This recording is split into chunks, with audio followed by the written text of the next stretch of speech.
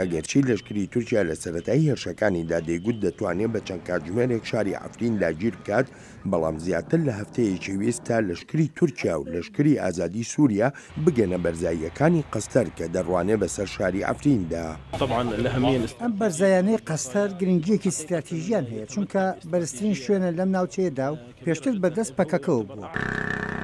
تورکیا هەروە دێ و هێز و چەک و کەرەستەی زیاتری لەشکریانە دەنێرێتە ناوخاکی سووریاوە پاش زیاتر لە 10 ڕۆژی ئەو کردە لەشکریانەی بە ناوی چڵە زەیتونەوە دەستی پێ کردووە بۆ داگیرکردنی شاری کوردنشینی عەفرین.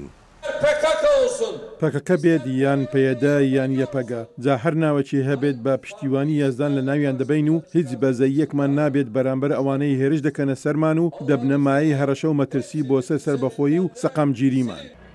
بێ لە تانک و زرێپۆش و هێزی پیادە لەشکری تورکیا ڕۆژانە تۆپباران و بردومانی ناوچە کوردنشینەکانی سووریا دەکات و زیانێکی زۆریشی لە خەڵکی سڤیل داوە.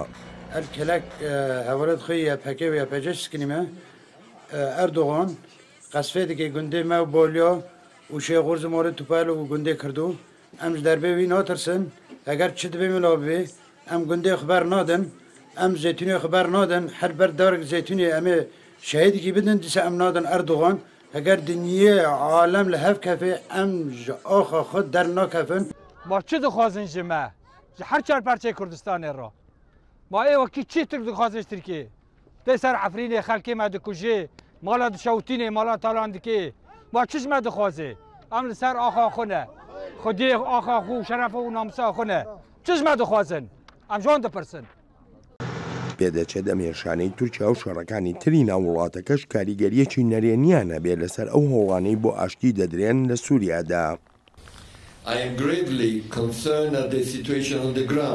زۆر بەقوڵی نیگەرانم لەو ڕۆژەی لە سووریادا هەیە لە هەموو ڕوانگەکانەوە سیاسی، ئاسایشی، مرۆڤایەتی و هەروەها مافەکانی مرۆڤیشەوە.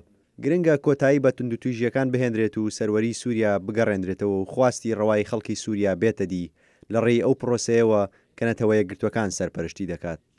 رووسیاش دەخوازێت درێژە بە کۆبوونەوەکانی سوچی بدات. پێدە و ئۆپۆزیسیۆنی سەرەکی سووریاش وێڕای ناکۆچیەکانیان بەشداریکردنیان لەو کۆبوونەوەیەدا ڕەت کردەوە.